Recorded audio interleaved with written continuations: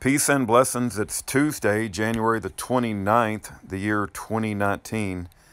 And I got a message from someone who has communicated with someone that has communicated with David Hinkson. So this is a David Hinkson update. And I got to tell you, it's just so apparent to my wife and I that there are powers that be, call them whatever you want to call them, that are working to squelch and stop the communications path that we have with a variety of prisoners. One of them being David Hinkson. Michael Parsons hadn't called me in a couple of weeks, maybe 3 weeks now, so I don't know what's going on with Mike Parsons. Of course, Jeffrey Winehouse can no longer... I can no longer publish his voice on the internet, which I don't know how in the world the BOP gets to tell me what I can and can't publish, but they've threatened to harm Jeffrey Winehouse. So I'm not going to do it, but you know, that's the kind of evil, wicked, darkness, and crooked people that we're dealing with. So Jeffrey Winehouse can't get his voice out on the internet any longer. David Hinkson has been squelched. Russell Landers, Kurt Johnson, Schaefer Cox, of course, they banned us from communicating with him. Daniel Riley, the warden told him that if his voice goes out on the internet, he will be punished. And I'm sure I could think of a lot more. So we do the best that we can. I really do think it's important that you guys hear the voices of the prisoners, but they have taken that away from us every chance they get, which I consider evil and wicked. But for someone who has spoken to someone who has spoken to someone who got a message from David Hinkson, here's what he said. Dave sent a kite out. A kite is probably a messenger, right? Wanting me to let you know that he wants Broden's and Eddie's 606 numbers turned off because those are paid for. What you guys may not realize is almost every single phone call that comes out from a prisoner has to be paid for by somebody. A lot of times it's paid for us. Many times the prisoners pay for it, but somebody's paying for that phone call. It is not free. And so we need to let Eddie know and Broden know. I think I was covering Broden's 606 number, but I don't know who was covering Eddie's. But just, don't pay for them every month because, that's money that's going down the tubes. And don't get me started on the amount of money that's wasted on this prison industrial complex, for-profit private prisons with phones, sending back letters that never made it, sending back books that never made it, buying books and the books never make it and get lost in the mailroom. I could just go on and on and on. But the kennel is a good starting place, but it's much worse than is described in the kennel. Anyway, the man who wrote this message said, Dave said the staff will not let him, or I'm sorry, Dave said the staff still has not let him order hygiene.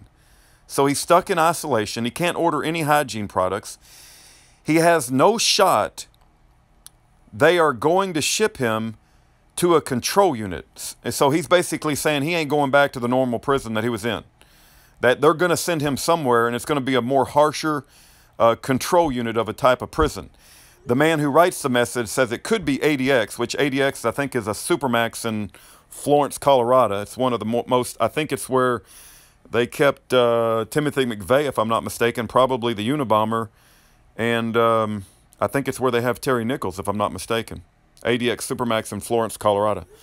Anyway, it says, or Terre Haute. And we know that Warden J.R. Bell, who is a child of Satan, Warden J.R. Bell is the one who instigated and I believe allowed and orchestrated the murder of Robert David Neal by the Muslims.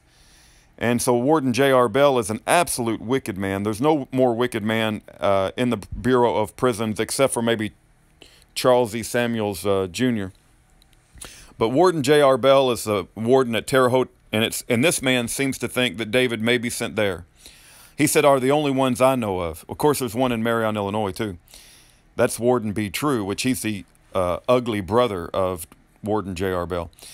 The staff keep telling David he knows what he did, and they are upset about Africa and some Ponzi scheme. I will let you know if I hear anything else. I can tell you that I pretty much am very familiar with what David has going on and all of the players that are friends of David's and relation, kin of David, his next of kin. And David was not running a business from prison.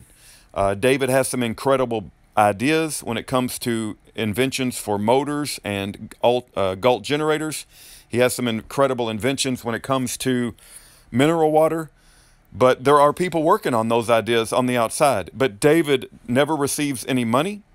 There's no money like a business. There's nothing like that going on. And so for them to punish David is just pure evil.